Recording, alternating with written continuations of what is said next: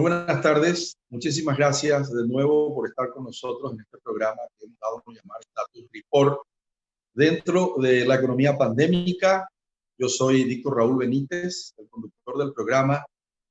Soy economista y siempre me acompaña mi compañero de camino, también economista, Sergio Zapena, que espero solucione su problema de comunicación en breve. Y vamos a conversar en el día de hoy sobre la realidad económica, un nuevo análisis, un status report precisamente alrededor del mundo, con foco en Paraguay, Brasil. Vamos a hablar un poco de Europa, un poco de China y de Estados Unidos. Alrededor de la pandemia, de la economía pandémica, los problemas que se están presentando en las cadenas de suministros, sobre todo de suministros en la cadena alimenticia. No sé si Sergio estás entrando. Todavía. No me abre la cámara, ese es el problema. No te abre la cámara. Y bueno, entras en el celular y yo comienzo a hacer la introducción y podés ver en tu computadora los análisis que hoy estuvimos haciendo para poder compartir o para que vos mismo hagas la... Entonces entras de tu celular, por favor. De mi celular. Te ruego que salgas entonces de tu computadora y desde tu computadora revises los análisis que estuvimos leyendo de este think tank de Suecia sobre una realidad apocalíptica, pero que para el Paraguay es una gran oportunidad de negocio, por lo cual nosotros decimos una verdad, 2 lecciones y 5 secretos alrededor de las grandes oportunidades que va a tener el Paraguay. Ahí ya te estoy viendo. ¿Qué tal, Sergio? Hola. ¿Qué tal? Hay mucho eco nomás, ¿no? Mucho eco. Tenés que apagar tu computadora, tenés que salir de tu computadora. Ahora sí, ¿qué tal?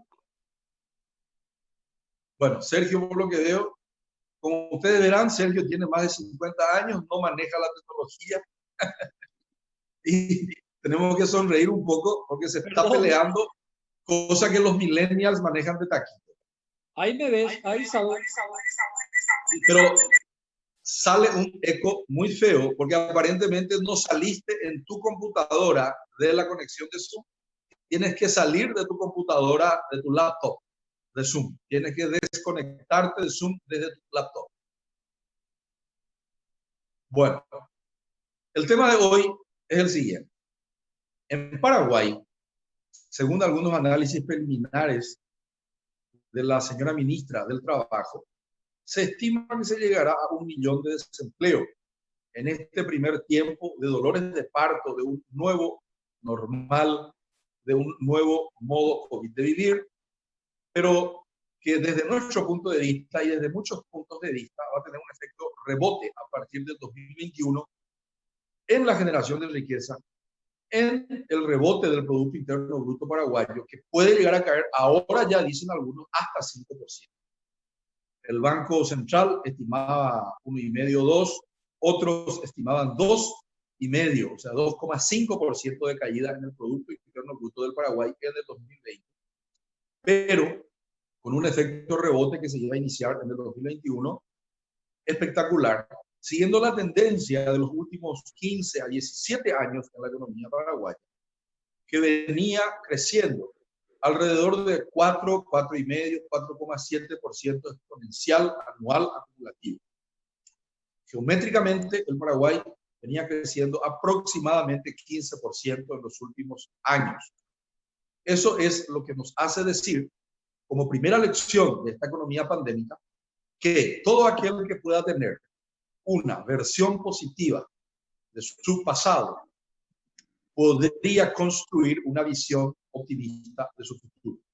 Una visión optimista del futuro representa a tener una nueva estrategia. Toda estrategia es una hipótesis de fe sobre el futuro. Es una hipótesis sobre el futuro, por lo tanto es un acto de fe.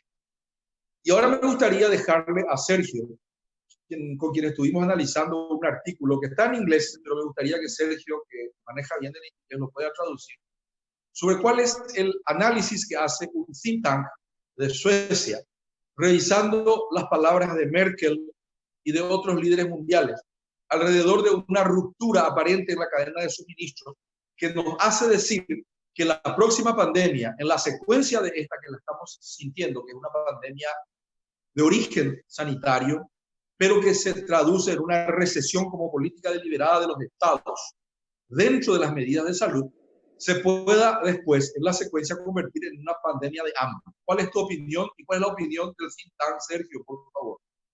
Gracias, Víctor. Sí, la verdad que el título es bastante preocupante. Dice, esta crisis tiene la capacidad de ser apocalíptica. Es un think tank de Johnson Foundation de Suecia. Es un instituto que se llama Engelsberg y dice lo siguiente. Angela Merkel opina de que uno de los grandes desafíos que emergieron de la crisis del COVID es la dificultad de tomar decisiones. Entonces, hay líderes como el presidente chino, dice de que hay algunas lecciones que se han aprendido debido a la pandemia que tiene que ver con el cambio en la historia de las personas, cómo nos acomodamos a la nueva historia. Por ejemplo, la vida en la oficina ya no va a ser igual, ya no se va a trabajar más en edificios corporativos, el trabajo en la casa es lo que se va a utilizar en el futuro. También la educación se está yendo hacia decididamente el aprendizaje online. También la moda puede cambiar decididamente. Inclusive hay marcas como Chanel, Burberry, Louis Vuitton, que ya están incorporando las mascarillas dentro de la indumentaria para tener la moda completa. Pero una de las mayores sorprendentes tendencias emergiendo de la pandemia es la presión para disminuir la libertad alrededor del mundo. En algunos casos, esta libertad se ha reprimido severamente, como el caso de Turquía, en China, en Rusia. Inclusive el presidente de Kazajstán, un país de Europa del Este, a través de decretos, tiene la habilidad y el poder de hacer todo tipo de legislación en términos de compra pública, regulación de la moneda, implementación de obligaciones internacionales. En Hungría, por ejemplo, el presidente Orbán exige su autoridad a través de decretos que no tienen límite de tiempo. Entonces, hay otros líderes en Europa que están en contra de eso. Más de 80 países declararon el estado de emergencia como resultado del virus, de acuerdo al Centro Internacional de los Derechos Civiles y Políticos. En algunos casos, esto resultó en un debate dentro de algunas fundaciones porque se erosionó las libertades civiles.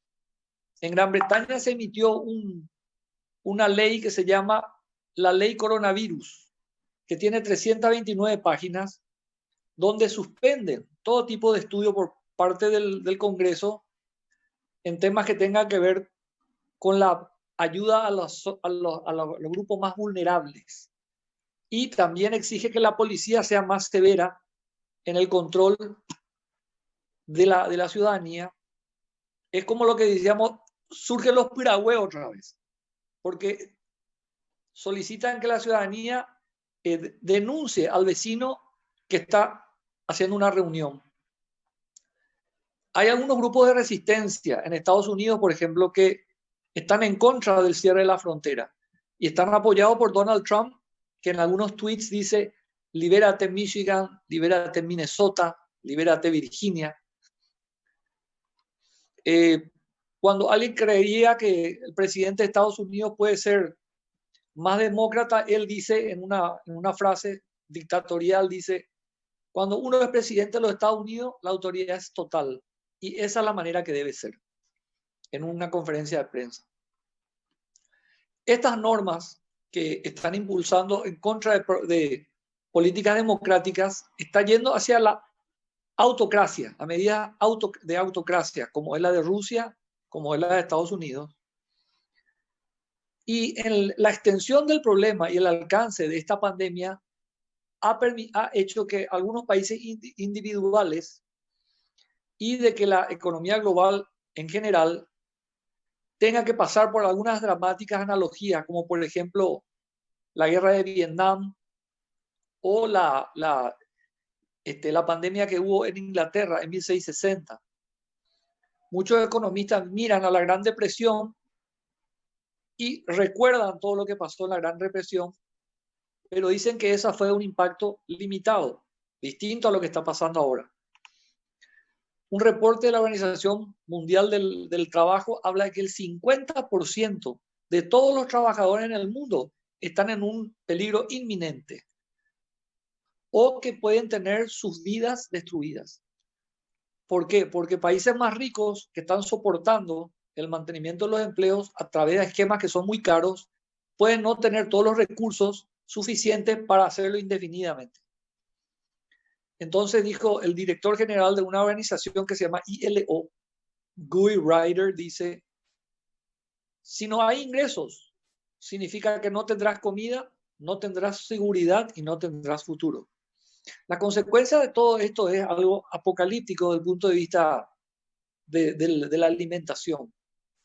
Ahí es donde, como dijiste vos, la epidemia del futuro va a ser del hambre. Y acá habla del Programa Mundial de Alimentos, explica de que estamos frente a múltiples hambrunas que van a ser de proporciones bíblicas hacia finales del 2020. Y esto se va a afianzar más en los países pobres. Y esto se debe a dos razones, dicen. Una es de que existe los países ricos van a ser los que van a comprar todos los alimentos necesarios y se van a provisionar, evitando que la cadena de provisión de alimentos continúe a través de todos los continentes.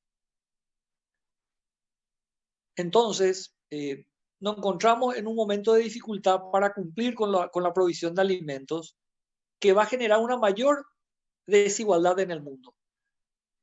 Eso otra vez está sumado a que los países ricos tienen más acceso a Internet y ese acceso a Internet les permite mantenerse en el trabajo. Entonces, la falta de alimentos y la falta de trabajo va a ser un mayor distanciamiento entre países pobres y países ricos, que va a agravar dos cosas. Y ese es el debate que termina acá con esa conclusión. Los gobiernos van a tener mucho trabajo para mantener contentas a las personas que están insatisfechas porque no tienen trabajo. Pero también la ciudadanía va a tener mucho trabajo en mantener la confianza en los gobiernos corruptos que le están robando la pandemia. Entonces, esas dos vertientes es lo que está poniendo en peligro la democracia. La correlación de esta enfermedad con la desigualdad no es solamente importante, no tiene una sola importancia para poder entender lo que está pasando en el mundo. Hay áreas en el mundo que están sufriendo de una gran carga infecciosa que además están atrapadas en una trampa de la pobreza, donde no hay productividad y donde no hay recursos para mantener funcionando la economía. La infección de la pandemia no es el único link, no es la única relación para lograr la pobreza a largo plazo, sino que es también el corte del suministro de los alimentos. Es por eso que hay una correlación entre todo este crecimiento de la insatisfacción de algunos grupos de género, algunos grupos que buscan la igualdad sexual y otras religiosas. Todo eso está correlacionado con la mayor lugares donde hay infección y donde hay menor capacidad de provisión de alimentos. Bueno, puedo hacerte una pregunta ahora, trayendo eso al Brasil y trayendo también al Paraguay. Es un escenario prospectivo muy apocalíptico. Sin embargo, voy a comentarte lo que estoy analizando con mis colegas, amigos de la Getúlio Vargas del Brasil, de la Fundación. Uno de los escenarios que ellos plantean es que la recesión brasilera termina con 23 millones de desempleados para un Brasil que tiene aproximadamente 230 millones de habitantes. Con una recesión que va a representar la caída en la generación de riqueza en el Producto Interno Bruto de entre el 8 al 10% y una relación deuda-producto que llega a ser un producto, es decir, el 100%. Ese es el panorama brasilero. Pero se suma el bajo nivel de confianza actual en el señor Bolsonaro, el señor presidente. Venimos a la Argentina, está también en una situación similar.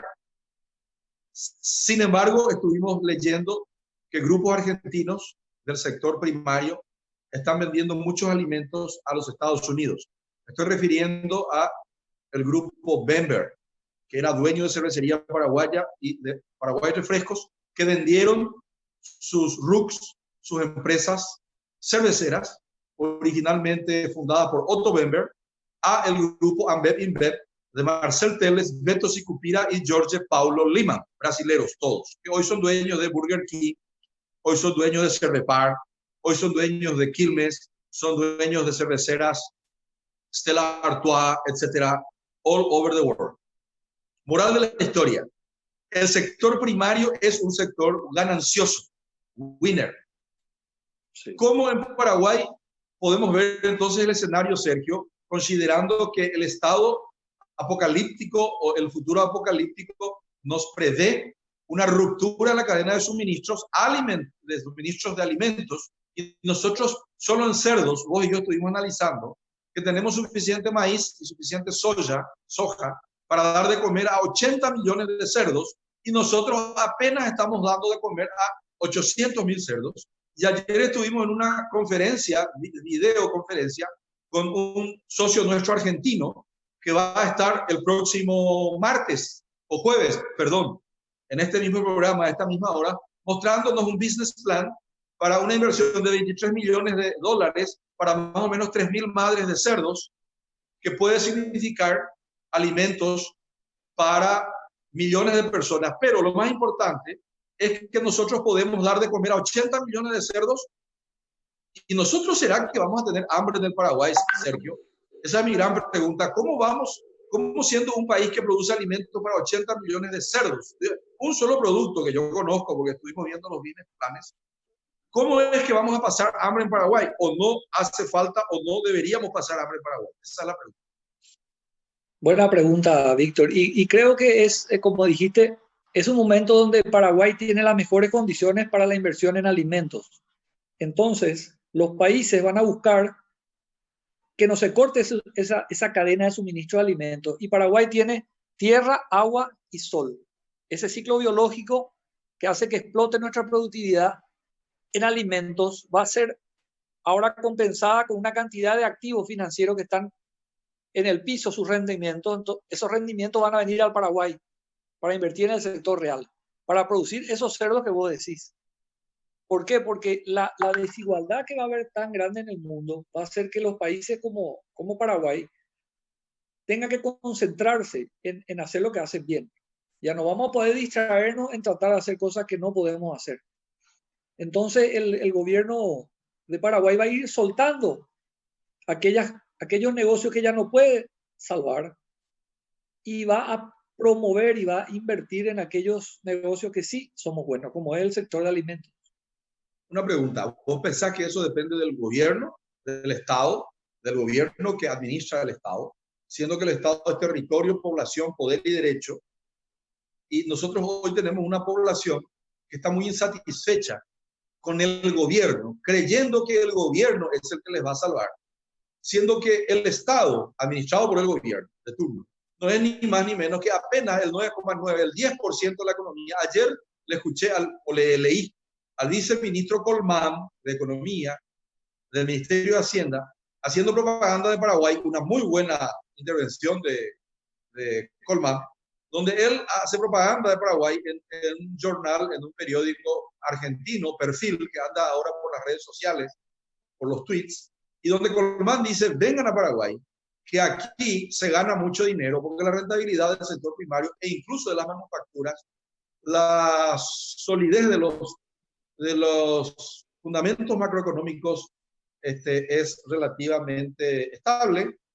Y esos elementos, vamos a repetir, El momento geopolítico que estamos profundizando con este análisis. ¿Quién es el autor de este análisis que estás leyendo? Es un profesor de Oxford. Profesor Peter Frankopan es profesor de la Fundación Johnston de Suecia.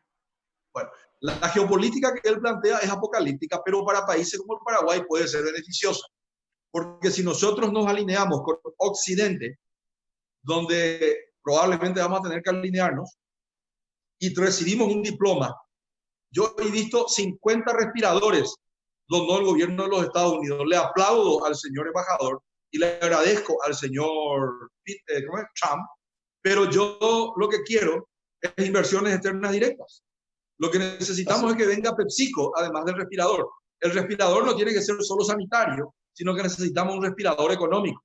Y el respirador económico es que venga PepsiCo o Tyson Foods a fabricar en Paraguay alimentos para venderle al Brasil. Esa es la idea, ¿verdad? Entonces, geopolíticamente, el primer elemento, hay oportunidad. El segundo, inversión versus deuda.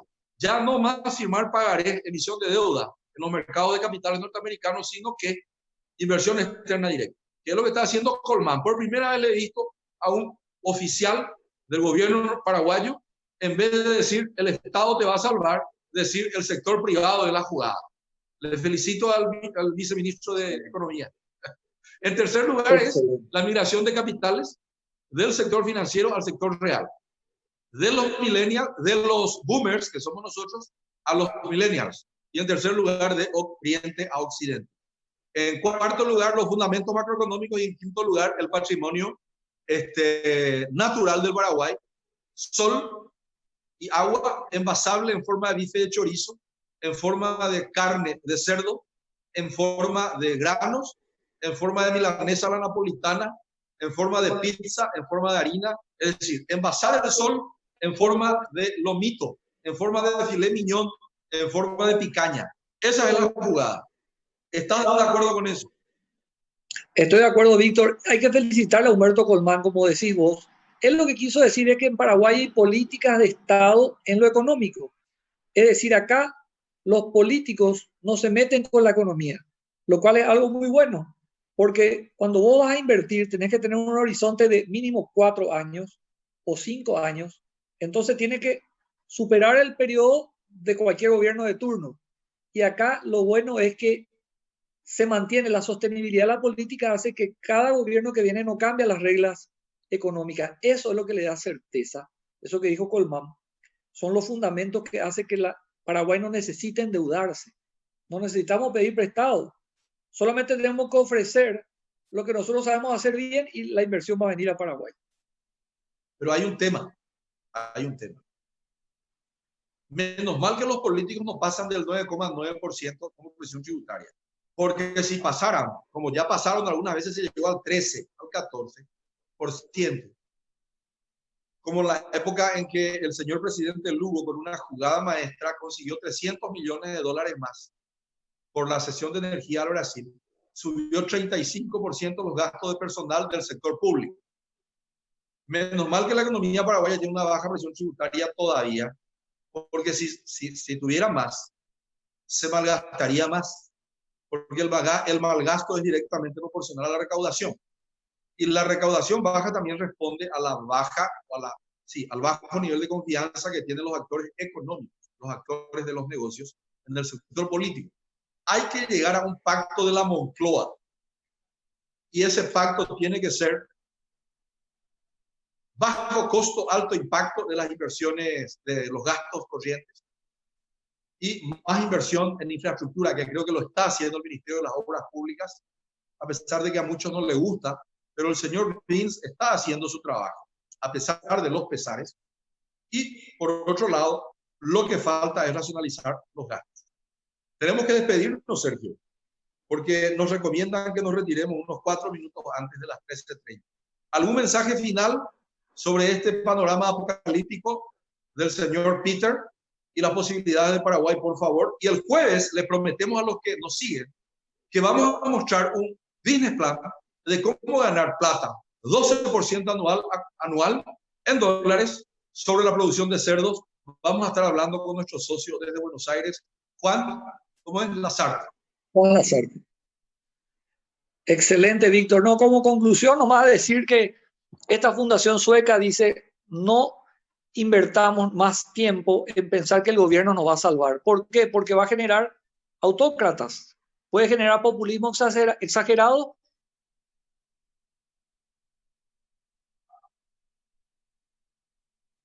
Bueno, es el sector privado.